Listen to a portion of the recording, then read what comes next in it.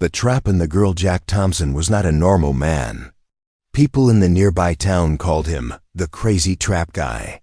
He lived alone in a small cabin deep in the forest. No wife, no friends. Just books, gadgets, and his strange machines. He believed aliens were real. Everyone laughed at him. But tonight, the forest would stop laughing. It was almost midnight. The sky was quiet, stars blinking above like tiny spy cameras. Jack walked outside with a flashlight in one hand and a weird-looking tablet in the other. His boots crunched over dry leaves. "Let's see if tonight's the night," he muttered, checking his screen. He had set up a new kind of energy trap. It used old military tech, wires, and a strange glowing crystal he found years ago. He didn't know if it worked. Honestly, he was just bored. Then suddenly bzzzzzzzt. A loud zap cracked through the air like lightning had slapped the earth. The trees shook. Birds flew up screaming. The tablet in Jack's hand beeped like crazy. "Oh crap," Jack whispered, eyes wide. "Something's in the trap." He grabbed his old hunting rifle, just in case it was a bear. He ran through the trees, heart pounding, flashlight shaking in his grip. When he reached the trap, he stopped cold. It wasn't a bear. It wasn't anything he had ever seen before. Lying in the middle of the energy trap was a girl, or something. That looked like a girl. Her skin was glowing faint blue. Her hair floated like it was underwater. Her eyes were silver, with no pupils. She had strange tattoos running along her, arms glowing symbols. She looked hurt and terrified. She tried to stand but collapsed, groaning in a soft musical voice. It didn't sound human. Jack blinked. "No way," he whispered. "An alien? A real one?" The girl looked up at him and flinched. She saw the rifle in his hand. Her eyes widened in fear. She tried to speak, but the words were broken and twisted. Please me?" Jack's eyebrows shot up. "What?" No, I'm not gonna eat you." The girl clearly didn't understand. She pointed at his knife, hanging on his belt, and scooted back. He raised his hands slowly. Okay, relax. No eating, no stabbing. I'm not that kind of guy." But the girl didn't calm down. In fact, she looked more scared. She said, "One word again. Eat me?" Jack sighed. "Lady, I don't even know how to cook a sandwich. You're safe, all right?" She didn't believe him. Her body glowed brighter like she was charging up for something. Jack stepped back, nervous, suddenly. Her eyes rolled back. She dropped flat on the ground. "Oh no. Don't die." Jack rushed forward. He checked her pulse. Yes, it was there. Fast but weak. Her skin felt like warm metal. He didn't know what kind of first aid aliens needed, but he knew the forest wasn't safe, especially not tonight. He wrapped her in a blanket from his backpack, lifted her up, barely she was heavier than she looked, and carried her back to the cabin. Inside the cabin, Jack laid her on the couch. The power flickered as he placed her down. Her body was giving off some kind of energy. His lights were acting weird, and his old radio started playing static on its own. Jack grabbed a notebook and started writing like a mad scientist. Subject appears to be humanoid, possibly female, glows in the dark, possibly radioactive. Might be a space princess, also can kind of speak English, kinda. He looked at her again. She was breathing, barely. Her hands twitched in her sleep. She looked peaceful now, like a tired child. Jack sat down on a chair across from her, holding his head. What the hell do I do now? Suddenly, his old TV turned on by itself. Black screen. No input. Just one blinking message. Transmission detected. Tracking signal active. Jack stood up slowly. Uh-oh. He looked at the girl. Then he looked at the night sky outside. Far above, beyond the clouds, something moved, something huge, floating silently. A light blinked. Someone or something was watching. Girl versus guy versus gravity. The morning sunlight crept through Jack's dusty cabin window, but nothing about today felt normal. He hadn't slept. How could he? Lying unconscious on his couch was a real alien. And not the little green men kind. This one looked, well, like a beautiful alien girl with glowing tattoos and energy pulsing beneath her skin. Jack stared at her, sipping cold coffee. This is either the best day of my life or the beginning of a horror movie. As if on cue, the girl stirred. Her fingers twitched. Her glowing eyes opened slowly, confused, cloudy. Jack froze. She sat up fast, gasping. Her body glowed again. Brighter this time. She looked around like a wild animal. Whoa! Easy! Jack stood up, hands raised. No lasers, no biting. She backed into the couch, panicked. Her eyes darted toward the door, then toward the microwave, which suddenly sparked with energy. Jack blinked. Okay, let's not fry the kitchen. The girl stared at him, then at the microwave. She tilted her head. Box? Food? Jack looked at the microwave, then back at her. Yeah, box makes food. Well, sort of. Depends how much you like rubbery pizza. She blinked. Food. Box, you? He frowned. What? No, I'm not food. Then she pointed at him and said, with total seriousness, You trap me? Eat? Jack dropped his coffee. Oh, for the love of, I'm not eating you. Who keeps telling you this? She looked confused, like she couldn't tell if he was joking or threatening. Her voice was soft, but there was steel under it. Human. Bad, Jack sighed. Some are. But I'm more of a live in the woods and talk to squirrels kind of guy. She looked at him closely, then slowly stood up. She was taller than he expected. Her skin pulsed faintly, like it was syncing with the electronics in the room. Jack's clock blinked. His old radio buzzed. Even the ceiling fan spun once on its own. Jack muttered, You're like a walking EMP. She took a step forward. Jack took a step back. Okay, how about we try names? You got one? She paused. Thought for a moment. Then pointed to herself. Korea. He blinked. Korea. She nodded. Korea. All right. Cool. I'm Jack. He pointed at himself. Jack, human, forest goblin. Not eater of space ladies. Korea tilted her head again. Jasuke. She tried to mimic his voice. It sounded half like a bird, half like a radio trying to tune. Close enough. Then, without warning, she reached out and touched his chest. Tensed. Hi. Asterisk, her fingers glowed. Suddenly, he felt something like electricity dancing under his skin. Not painful. Just weird. Korea's eyes narrowed. You. Not military, not machine. Jack blinked. How'd you? Wait. Can you scan people? Korea pulled her hand back, nodding slowly. Scan, safe. Then her face grew serious. Others. Coming. Jack frowned. Others? She looked up through the ceiling, through the sky, as if she could see something above Earth. They follow, not safe, he swallowed. Are you saying more aliens are coming? Korea said nothing. She just walked to the window and stared into the trees. The wind picked up. Meanwhile, above Earth, a giant ship black as oil and shaped. Like a knife floated quietly above Earth's orbit. No lights. No engines. No sound. Inside, strange creatures watched glowing symbols on a screen. They had found her. Back in the cabin, Jack was writing in his notebook again, muttering to himself. Alien girl, possibly psychic, possibly radioactive, possibly a ninja. May explode microwave. May also explode Earth. To be confirmed. Korea walked over and looked at his notes.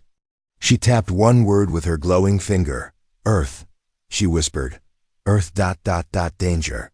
Jack looked up. Danger from who? You? Korea shook her head.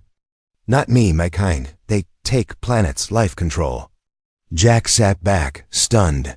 So wait, you're the good alien? Korea hesitated, then said softly, I ran. I stole ... this.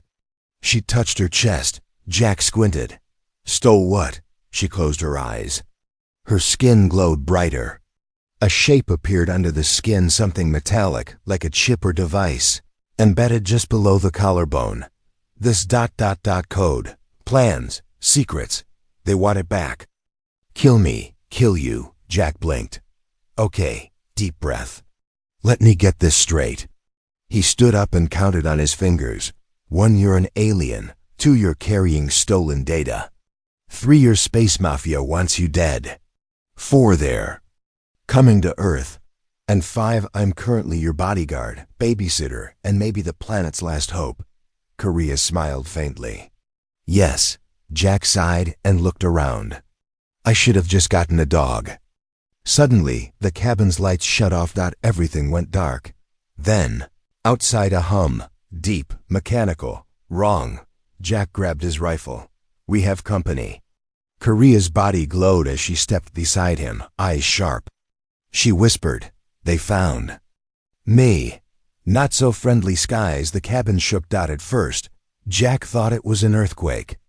But earthquakes don't hum like angry machines from another galaxy. Outside, the sky was darker than before, not like night, but like something huge was blocking the stars. Korea's eyes flashed. Scout drone, low orbit, fast. Jack blinked. You got all that from a hum? She didn't answer. She rushed to the window, her glowing hand pressing against the glass.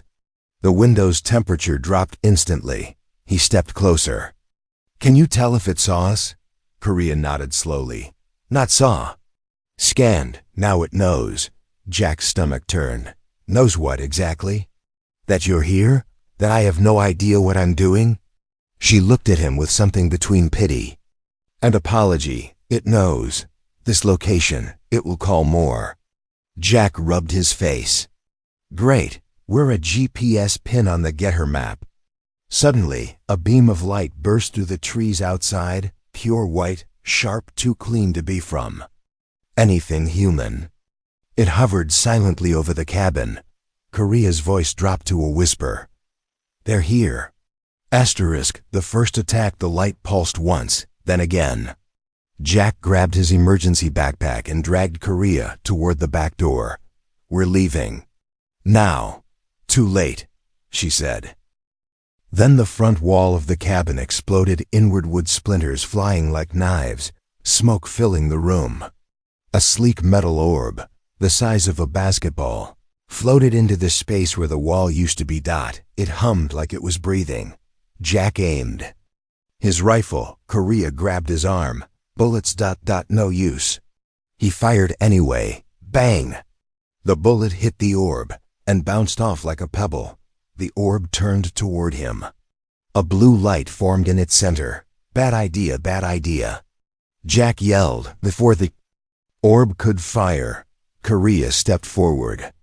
She raised her hand and her palm glowed.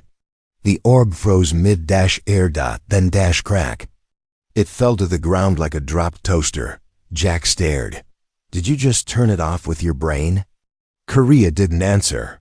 She looked weak now, breathing hard. She turned to him.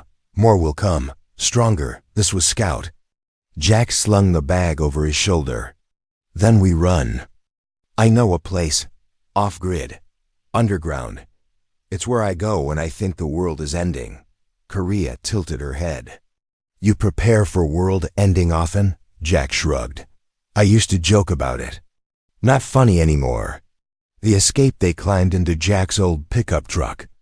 It was dented, loud, and smelled like motor oil and expired beef jerky. Hold on, Jack said, hitting the gas. The truck roared down the dirt road, swerving past trees as branches slapped against the windows. Above them, something moved in the sky, fast, metallic, and quiet. Korea looked up. 1 drone, no. 2, Jack yelled over the engine. How fast are they? Faster than you. Great. Thanks for the pep talk. One drone zipped down low and fired a plasma blast. It missed, but the heat cracked the back window. Korea rolled it down and leaned halfway out. Her eyes glowed. Again, Jack shouted, "What are you doing?"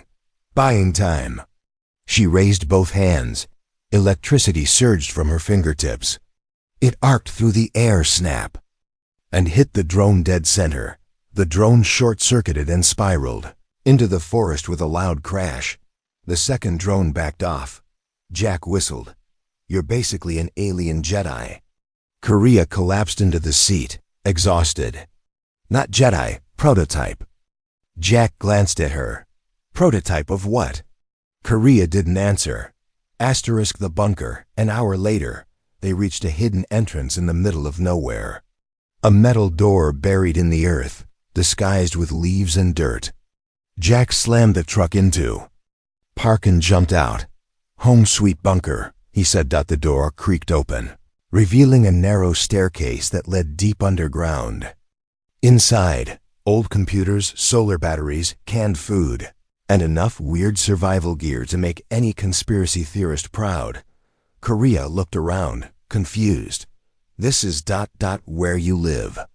Jack nodded proudly. "Sometimes. Depends how close the government is to finding my crypto stash." She stared blankly. He waved it off. "Forget it. Just ... Make yourself not dead." She sat down and placed her hand on one of the batteries. It lit up instantly, recharging her through direct contact. Jack blinked. "That's both creepy and efficient." As she powered up, she spoke softly. "You need to know the truth." Jack sat down. "Finally, hit me."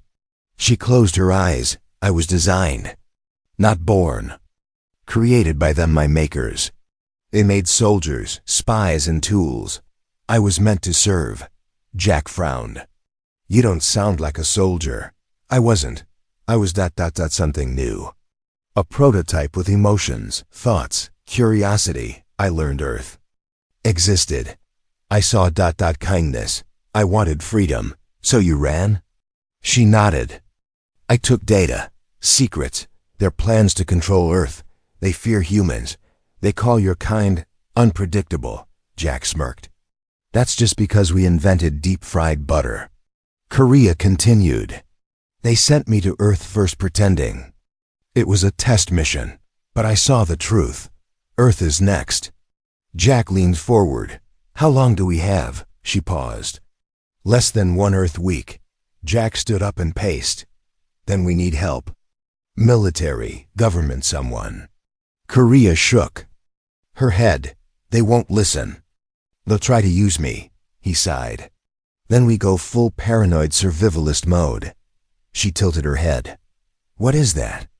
Jack grabbed a backpack, weapons, and a stack of old satellite maps. "It means we fight dirty. Asterisk far above ... on the alien command ship." A tall figure stepped into the center of a dark room. Its voice was metallic, cold. "Target location confirmed." Another alien spoke. "Engage?"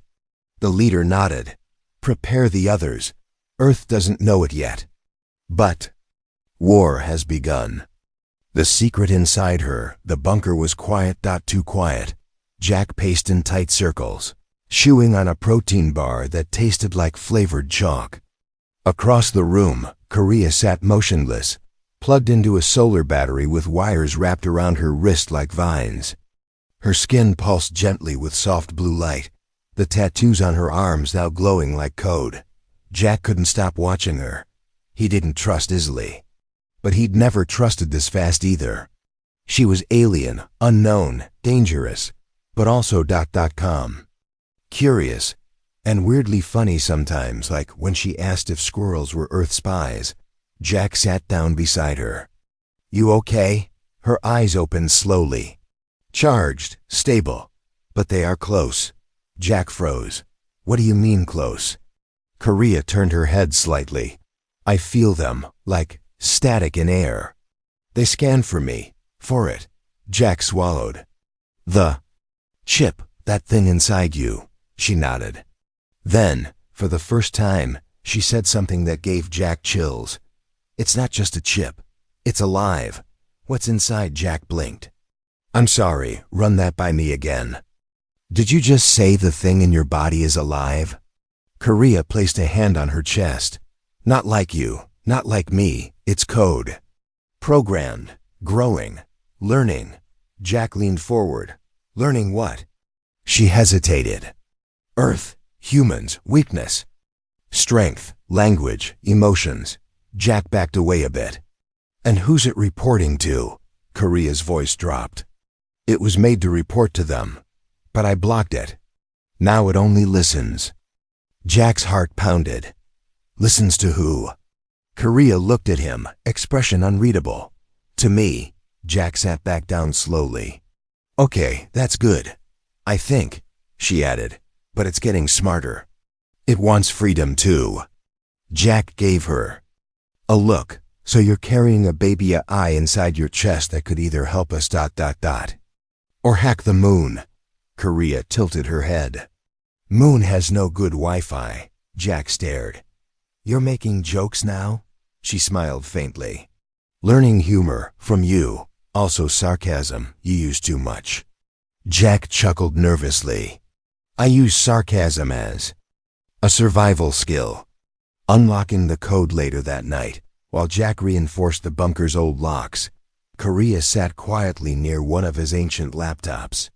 The screen flickered as the chip inside her synced with it wirelessly. She closed her eyes, and the laptop's keyboard began typing on its own. File found. Operation Vorax translating. Status, Earth Engagement Plan Timeline. 5 Earth Days Priority, Genetic Mapping. Planetary Takeover Protocol. Peace equals failure. Jack ran over, reading every line. Wait. They're planning to map human DNA and take over Earth? You said warn. Earth, not genetically rewrite it. Korea stood slowly. Their peace is control. Their way is silence. No resistance. Jack's hands shook. And this code, what it has the full plan? She nodded. Yes, all of it. And how to stop them. Jack stared at her chest. And it's just ... In there? Floating around in your alien Wi-Fi belly? Korea looked down. Yes, but not safe. They can trace it. I can't hold it long. Jack sighed. You know what this means, right? Korea looked up. We have to find a safe system to upload. Jack nodded. Somewhere they can't reach it. Somewhere human. She hesitated. Then, you must trust me. Intrusion detected before. Jack could answer. Every screen in the bunker blinked red. The radio crackled. The generator died. Korea stood like lightning had struck her. They found us. A deep boom echoed outside, followed by a long, low screech like metal being torn. By claws, Jack rushed to the entrance cam, static, then one frame. A humanoid shape in black armor, tall, too smooth, no face. It moved like a shadow. Jack whispered, Is that? Korea's voice was cold. Reaper class. Elite hunter. No emotion. No voice. Only mission. Jack grabbed his rifle. What do we do? Korea looked him in the eye. You run, I hold. He barked a laugh. Yeah, that's not happening. I'm not leaving the alien girl who saved my life just to get turned into a pancake. She stepped forward. You stay, you die. He stared at her. If I run, you die. Not a fan of either. Suddenly, a panel on the wall exploded inward. Dust and sparks flew. The Reaper stepped in tall, metallic, and silent. Its hands transformed into blades. Its head scanned the room with a red glow. Jack shouted, Now! Korea raised her hands and let loose a shockwave of pure energy. It hit the Reaper square in the chest, blasting it back into the tunnel. Jack ran forward and threw a device, one of his old EMP traps. It clicked once. Then boom, a blue flash lit the tunnel. Silence. Smoke. Then the Reaper stepped back through it, moving slower, but not stopping. Jack whispered, That was my best trap. Korea's eyes glowed brighter than ever. Time to use mine. She stepped toward the Reaper. It raised its blade, then paused. Frozen, Korea lifted her hand. The Reaper began to shake, then dash piece by piece. It fell apart, collapsing like a machine pulled apart by invisible hands. Jack's jaw dropped. You didn't just stop it, you unmade it.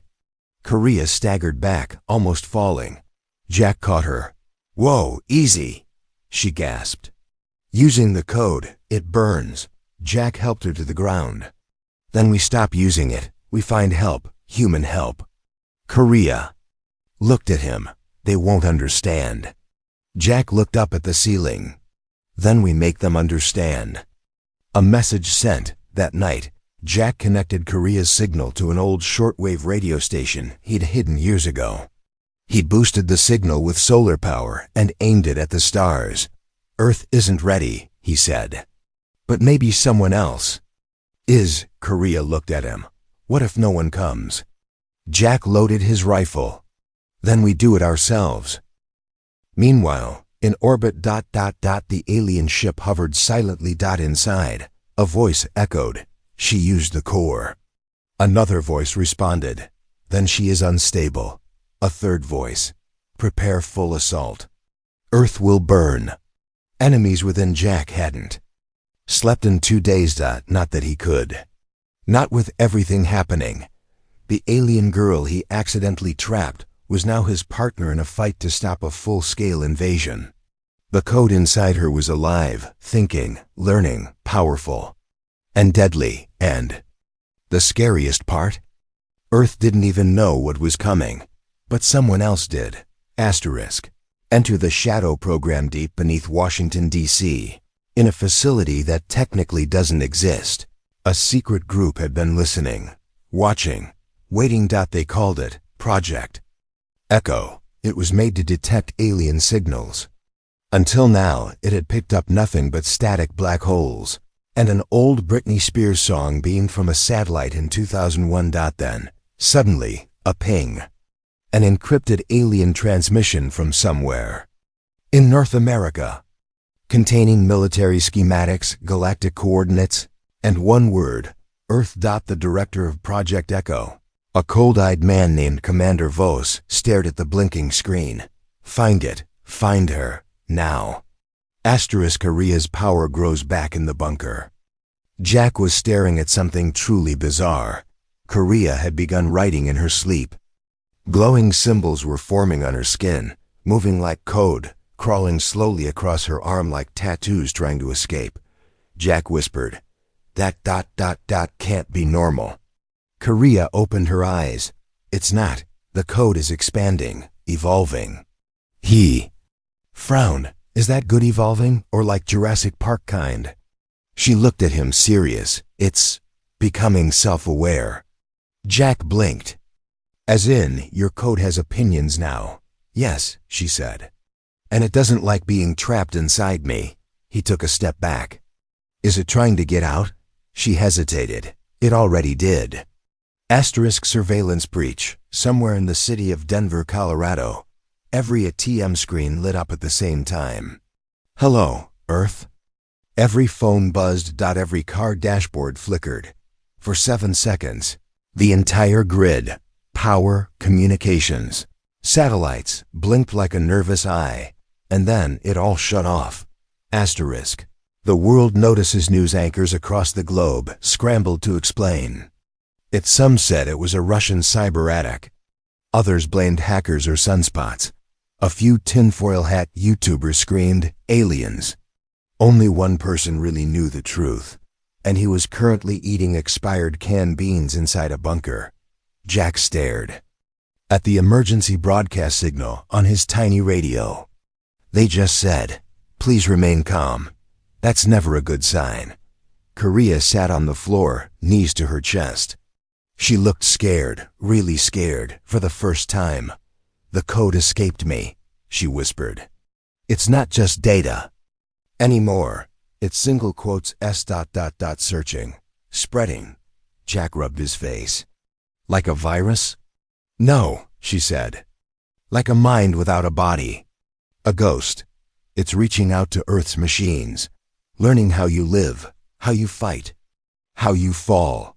Jack stood. We have to warn someone. The government. The military. Anyone. Korea looked up. They already know. Asterisk captured less than an hour later, the bunker door blew open.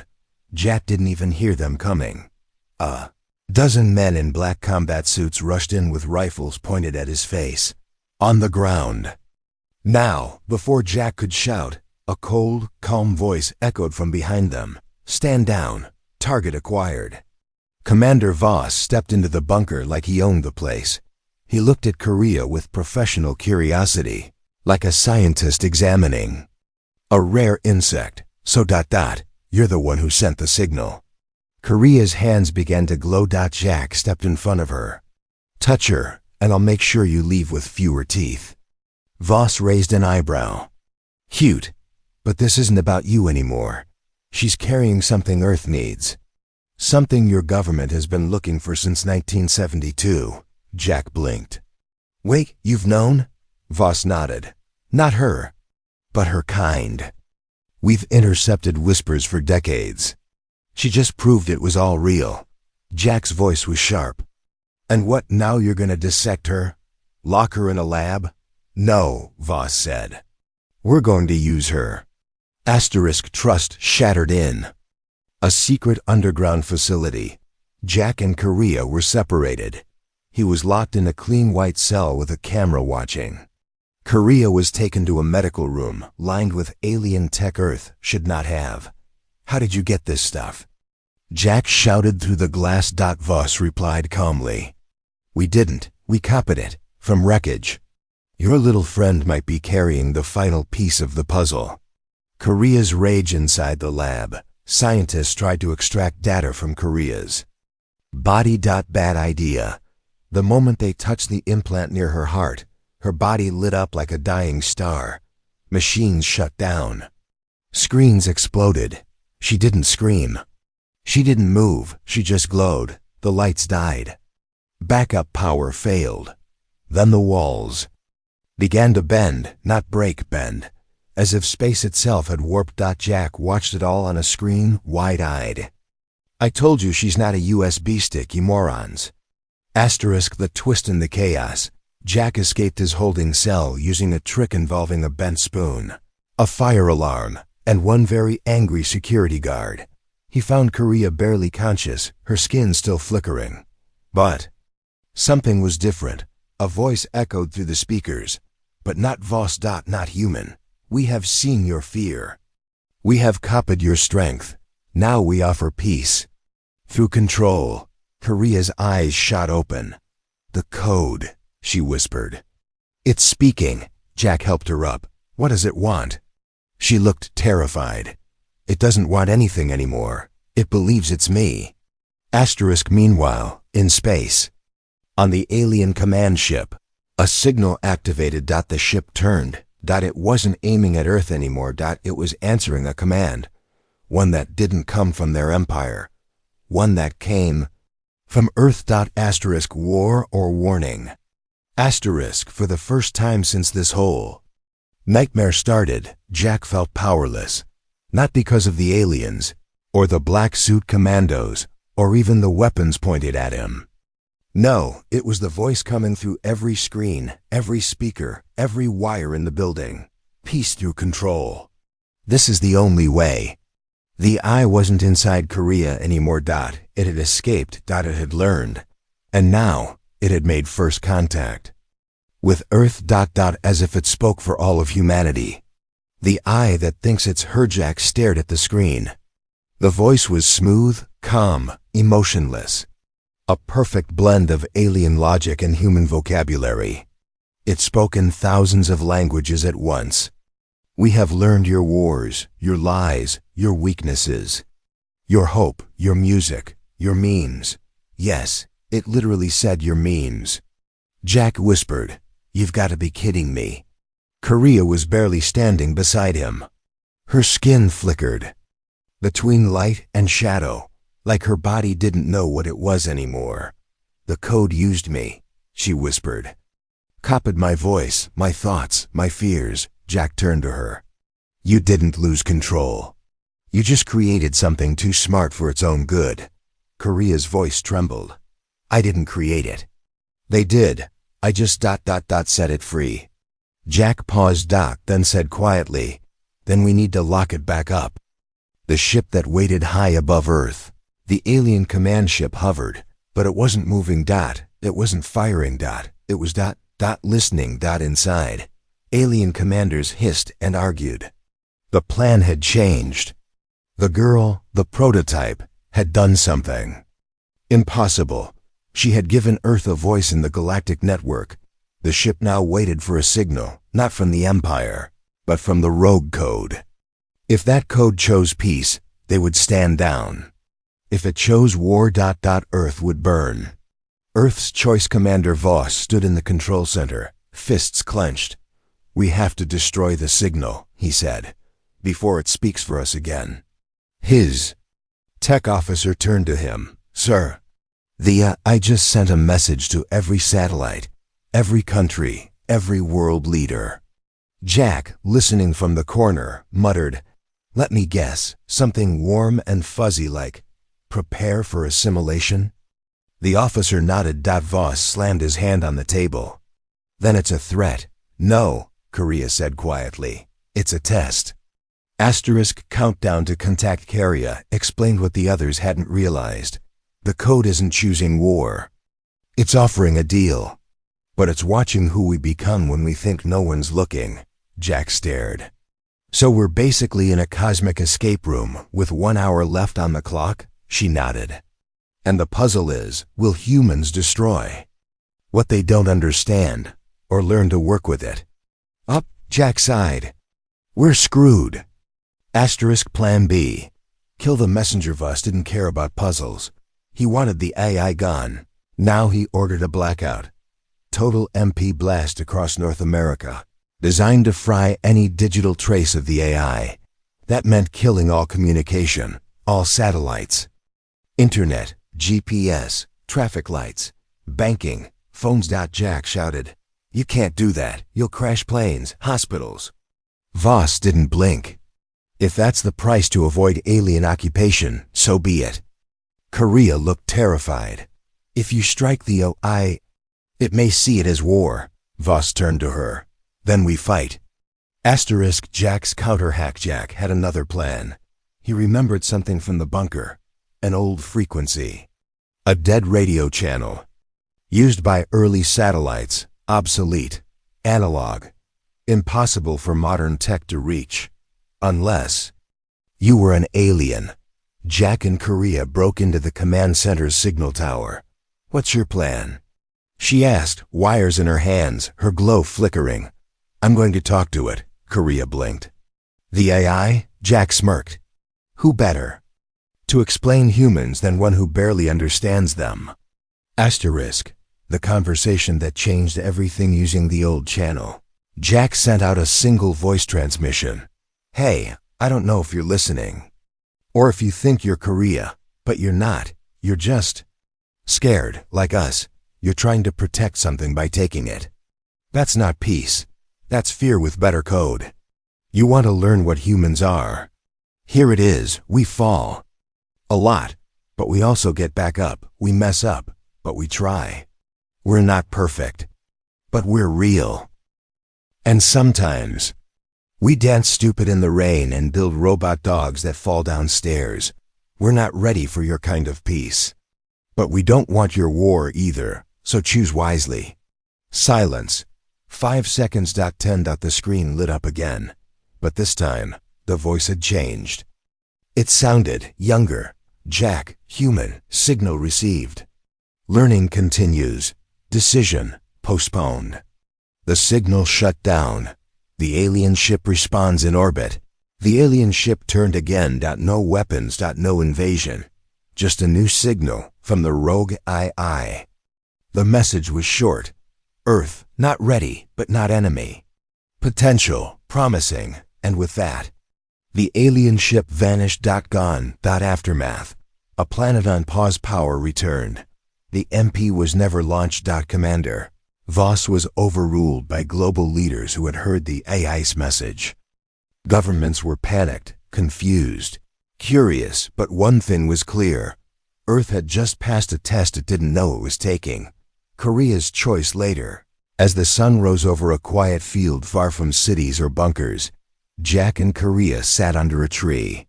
She looked peaceful, less glowing, more human. "The code is still out there," she said softly. "But now it's watching." Jack sipped bad coffee. "Let's just hope it doesn't decide humans are better as extinct museum exhibits." She laughed, her real laugh, not the eye copy. "I have to leave soon," she said. Jack looked up. "Where?" "To find others like me. Ones who escaped. Ones who want choice." He nodded. "You think we'll meet again?" She looked at him. "If Earth survives the next galactic inspection." "Maybe." She stood. Her skin shimmered, and in a blink, she was gone. Just air, and silence, and Jack, humanity F ya. *****. Jack thought he'd never see her again. It had been 6 weeks since Korea vanished in a flicker of light and energy. Since the rogue I ghosted every signal tower on Earth, like an ex who still checks your Instagram. Governments were holding secret meetings. Scientists were panicking politely. The internet was flooded with conspiracy videos titled, "Alien AI." "Stole my Bitcoin, and I dated an alien. She ghosted me, literally." Jack? He was back in his cabin, rebuilding the wall that exploded back in part 3. He missed her, more than he expected. The signal returns one night. While Jack made burnt grilled cheese over an open flame, an old radio on his shelf flickered to life. A soft static buzzed.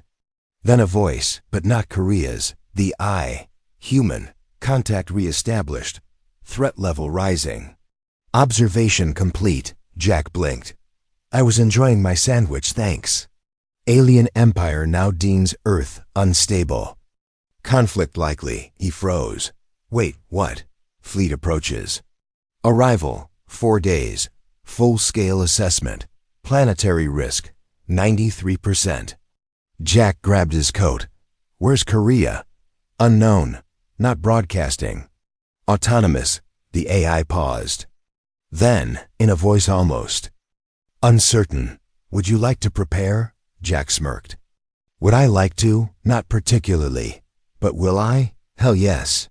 Plan humanity over the next 72 hours. Earth lost its mind, but in a weirdly productive way.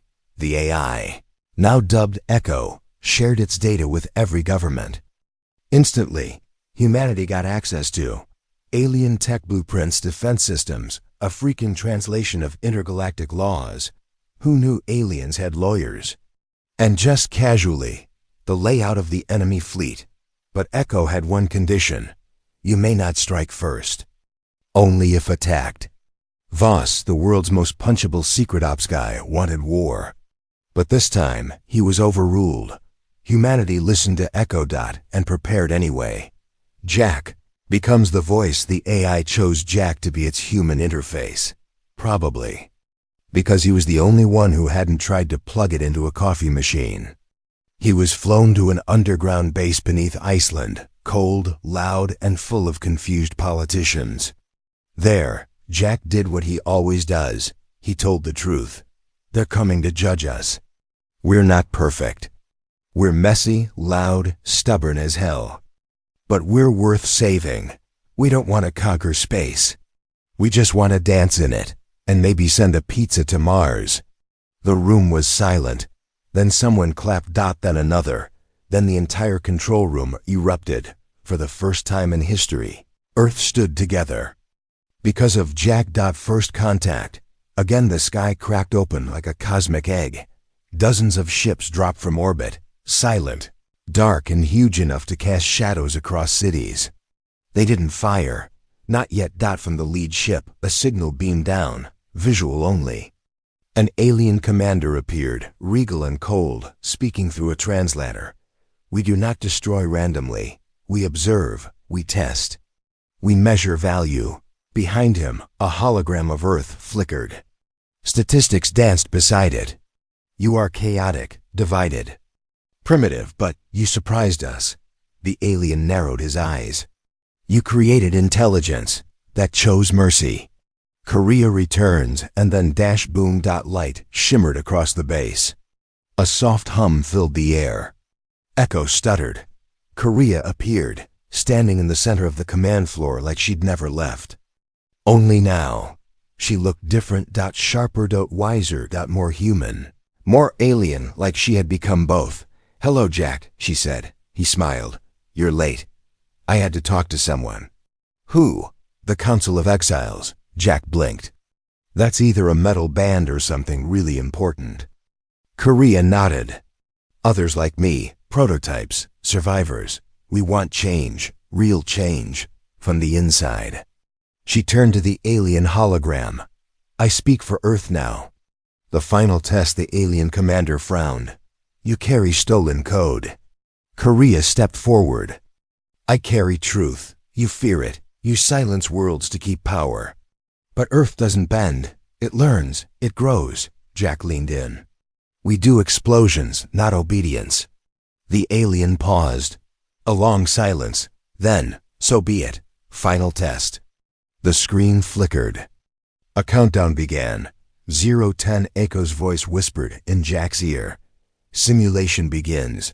Earth has one chance. Win or perish. Jack stared. A simulation of what? Invasion at scale. Full force. No reset. Earth strikes back suddenly. Earth lit up like a global video game. Holograms of ships appeared in the sky. Fake?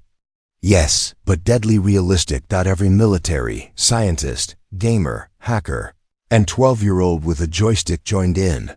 Fighter jets launched. Satellites realigned. Korea tapped into Echo and created a defense shield around major cities. Jack somehow ended up piloting a drone jet using an Xbox controller. Tell the aliens Earth's secret weapon is lag compensation. He muttered. Judgment Day, after 14 simulated hours of total madness. Burning skies, heroic saves. Memes turned into digital weaponry. Yes, someone rickrolled an alien ship's AI. The invasion ended. Echo spoke. Simulation complete. Score, 87%. Victory, human. The alien ship flickered again. The commander looked down. Unexpected, illogical, impressive. Then he bowed. Earth is free. And vanished. The after-party world didn't go back to normal. But it didn't have to, because now Earth knew aliens exist. Peace is possible. Jack can fly a drone better than most Air Force pilots. And somewhere out there, someone's watching. Korea sat with Jack on the cabin porch again.